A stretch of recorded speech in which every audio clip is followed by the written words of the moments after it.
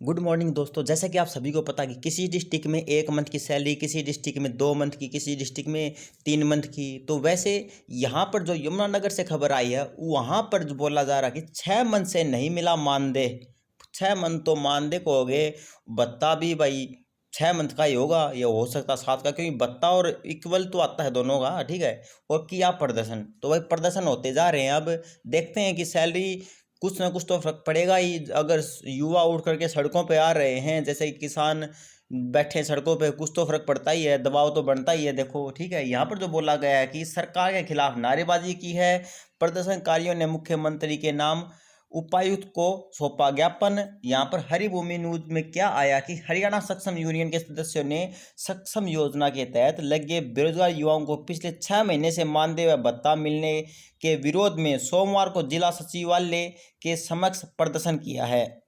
मौके पर प्रदर्शनकारियों ने सरकार के खिलाफ जमकर नारेबाजी भी की है। इसके बाद प्रदर्शनकारियों ने मुख्यमंत्री के नाम उपायुक्त को ज्ञापन सौंपकर उनका मानदेय भत्ता तुरंत दिलवाने की मांग की है। सोमवार सुबह हरियाणा सक्षम यूनियन के सैकड़ों सदस्य, यूनियन के वरिष्ठ सदस्य दीपक कुमार के नेतृत्व में, दीपक कुमार उनके हेड हैं भाई, ठीक है, जो अपने सक्षम यूनियन उनके बने हुए हैं, तो नेतृत्व में जिला सचिवालय के समक्ष एकत्रित हो गए और प्रदर्शन करने लगे। मौके पर उन्होंने प्रदेश सरकार के खिलाफ जमकर नारेबाजी की है। प्रदर्शनकारियों ने करीब 2 घंटे तक जिला सचिवालय के समक्ष प्रदर्शन किया। प्रदर्शनकारी प्रदर्शन करते हुए जिला सचिवालय में पहुंचे और मुख्यमंत्री के नाम उपायुक्त को ज्ञापन सौंपा है। प्रदर्शन का नेतृत्व कर रहे यूनियन के वरिष्ठ सदस्य दीपक कुमार ने बताया कि सक्षम योजना के तहत लगे बेरोजगार युवक वर्ष 2016 से सक्षम योजना के तहत लगे हुए हैं, मगर अभी तक उन्हें अपने भविष्य को लेकर चिंता है, क्योंकि सरकार की इस योजना से न तो उनको स्थायी रूप से रोजगार मिल पा रहा है और न ही उन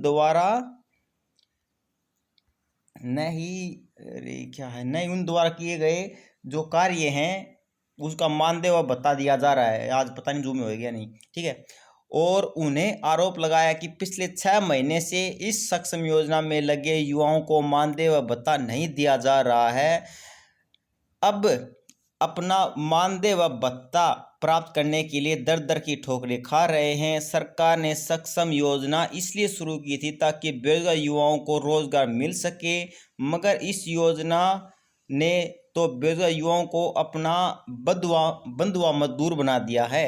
उन्होंने जब चाहे काम करवा दिया जाता है और कभी कोई कई मंथ तक उनको बेरोजगार मतलब बेकार कर दिया जाता है, मतलब काम नहीं दिया जाता अच्छे रूप से। और काम दिया जाता तो सिर्फ 15 दिन में उनका अटेंडेंस कंप्लीट करके घर पे बैठ जाओ। 3 महीने काम दिया जाता, 3 महीने से पहले रिलीव कर दिया जाता है। आलम तो ये है कि उन्हें कई कई महीने से अपने मानदेय व भत्ते के लिए इंतजार करना पड़ता है। उन्होंने मुख्यमंत्री से अपना समय पर मानदेय और भत्ता दिए जाने के लिए सक्षम योजना के ऊपर में मतलब भाई ऐसे बोला गया कि ये बच्चे थे। इस अवसर पर जो है प्रदीप, सुभाष, सुरेश, अमित, सतीश आदि मौजूद थे, ठीक है भाई। ये दोस्त थे अपने, तो जो कि प्रदर्शन कर रहे हैं। तो भाई देखो 4-4, 5-5 मंथ, 6-6 मंथ हो गए, जो बच्चे सिर्फ बेरोजगार भत्ते के लिए वेट कर रहे हैं उनको भत्ता ही नहीं दिया जा रहा है, वो कहाँ से खर्चे चलाएंगे भाई। अरे पैसे तो यार देखो यार, हर बच्चे ये सोचते हैं कि पैसे आ जाए। अरे यार इनको 900 या 1500 रुपये मिलते हैं, 1500 रुपये में क्या सोचेंगे,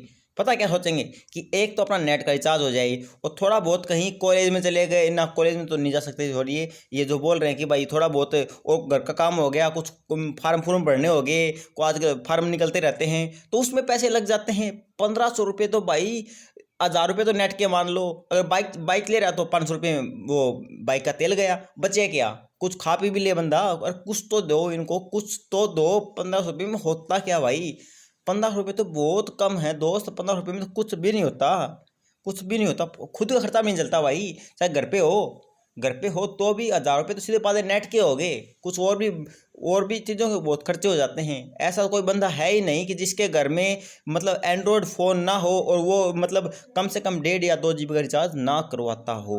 ऐसा कोई बचता नहीं है। अगर एक 1.5 GB का 2 GB करते हैं तो भी 400 या 599 रुपये तो लगते ही लगते हैं। बच्चे 1000 रुपये तो भाई कई बस में इधर चले गए उधर चले गए, बस का किराया आजकल बहुत महंगा हो रहा है, उसमें भी खर्च हो जाते हैं। कभी कहाँ पर फार्म भरने के लिए चले गए, फार्म भर दिया, 100-200 रुपये का CET में रजिस्ट्रेशन करवा दिया, पहले 250 था 500 कर दिया, खत्म हो गया। अब बच्चे कई बार सरकार बोलती है कि ये एक हेल्प है, तो हेल्प है तो हेल्प के रूप में दो तो सही, फार्म निकले हुए हैं, अब पैसे तो दो बच्चों को ताकि फार्म भर सकें। अब बच्चे ये बोल रहे हैं कि हम तो उधार मांग मांग कर काम चला रहे हैं। अरे उधार मांगे वो भी ब्याज मांगेगा बेचारा, उनसे ब्याज नहीं बांटेगा, फिर जो बेचारे बिल्कुल बेरोजगार है वो कैसे तो किसकी उधार उतारेगा, और बेरोजगार को कौन तो पैसे देगा। मान लो मैं बिल्कुल बेरोजगार हूँ और हूँ भी बेरोजगार, मान लो क्या हूँ ही मैं बेरोजगार। अब मैं बोलता हूँ किसी को या मेरे को 20,000 रुपये दे दे, तो 20,000 रुपये वो मैं जिसको बोलूँगा वो 4 बार सोचेगा कि 20,000 रुपये ले तो रहा है पर देगा कैसे।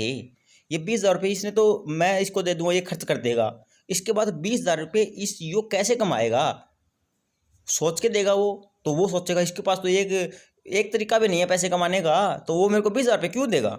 सोच रहे हो बात को। इसलिए जो बेरोजगार है उसका तो भाई भगवान भी श्री को बन दा। सच्ची बात तो यह है, पैसे के सब श्री बन जाएंगे। अगर आपके पास पैसे हैं तो आपको दोस्त बनाने की जरूरत नहीं है, अपने आप बन जाएंगे भाई। लेकिन अगर आप गरीब हो तो आपको मेहनत ही करनी पड़ेगी, मेहनत बिल्कुल करनी पड़ेगी भाई साहब, बिल्कुल करनी पड़ेगी, क्योंकि गरीब का कोई दोस्त नहीं होता भाई। ये बात रियल है, ये बात मेरे को कल भी पता चल गई थी। ठीक है, ओके दोस्तों, मायूस मत होना, आएगी सैलरी, कोई ना। कल बच्चे बोल रहे थे भाई सैलरी आए या ना आए, लेकिन जब तेरे मुंह से सुन लेते हैं सैलरी आएगी तब हमें दिल की शांति मिल जाती है। और मेन बात यही है कि दिल की शांति मिलना चाहिए, संतोष मिलना चाहिए भाई, कि हाँ उम्मीद मिलनी चाहिए कि उम्मीद पे दुनिया कायम है। बस हमें भी यही उम्मीद है कि हाँ सैलरी कल नहीं तो आज आ जाए, आज नहीं तो कल आ जाए। बस यही उम्मीद है कि अब सैलरी के बस ये मान लो कि एक एक दिन ही निकल रहे हैं कि हाँ आज आएगी आज आएगी, आएगी भाई सैलरी आएगी, कोई ना टेंशन मत लो। कोई एक तो है नहीं, पूरी जनता ही भीड़ में शामिल हो रखी है। तो कोई ना भाई, एक आधा इसका इक्का दुक्का बच्चे ही रहती तो आप बिल्कुल करते, लेकिन अब सारे पूरे अपने स्टेट की सैलरी नहीं आई है, तो इसमें आप भी क्या कर सकते हैं। ठीक है, बच्चे अपने धरना प्रदर्शन कर रहे हैं कि भाई हमें कुछ तो मान दे दो, 6-6 महीने हो गए हम कैसे खर्चा चलाएं अपना। वो भी अपनी जगह ठीक है भाई, तो यही आशा करते हैं बहुत ही जल्दी आप लोगों की सभी सैलरी आएगी, चिंता मत करना। दोस्तों अपना टेलीग्राम ग्रुप ज्वाइन जरूर कर लेना। वहाँ पर कई बार क्या होता है कि कुछ अखबार की कटिंग फुटेज आ जाती हैं, तो हम जो है कोई नोटिफिकेशन आ गया, SSC का आ गया, रेलवे का हो गया, किसी तरह का आ गया, हम वहाँ पर PDF सेंड कर देते हैं। कुछ बच्चे बोल लेते हैं कि जो लिंक है डिस्क्रिप्शन में वो काम नहीं कर रहा है, तो आप टेलीग्राम पर जा करके, जो अपना चैनल का नेम है ना सुमित सुराना सच्चो, ये डायरेक्ट सर्च कर लेना, ये डायरेक्ट वहीं पर टेलीग्राम पर लिख लेना, और तब जा करके आप लोगों को पता चल जाएगा कि हाँ यही वो है। तो आप लोग डायरेक्ट ज्वाइन कर लेना टेलीग्राम पे जा करके। ठीक है, कुछ बच्चों को नहीं पता, कुछ बच्चे साथी नए जुड़े हैं, कोई बहुत सारे सक्षम साथी ऐसे भी होंगे जो व्हाट्सअप चला लेते हैं लेकिन टेलीग्राम यूज़ नहीं करते, उनको एप्लीकेशन डाउनलोड करनी पड़ती है। ठीक है, टेलीग्राम एक जैसे ही लाइक फेसबुक हो गया, मैसेंजर हो गया, व्हाट्सअप हो गया, ऐसे ही है टेलीग्राम। उस पर आप ज़्यादा मतलब जुड़ सकते हैं। जैसे व्हाट्सएप पे ग्रुप बनाए तो 250 बंदे जुड़ सकते हैं, तो वैसे ही वहाँ पर ज़्यादा जुड़ सकते हैं, इसलिए अपन टेलीग्राम पर ग्रुप बना दिया। ठीक है, तो वो ज्वाइन जरूर कर लेना। मिलते हैं नेक्स्ट वीडियो में दोस्तों, तब तक के लिए बाय बाय।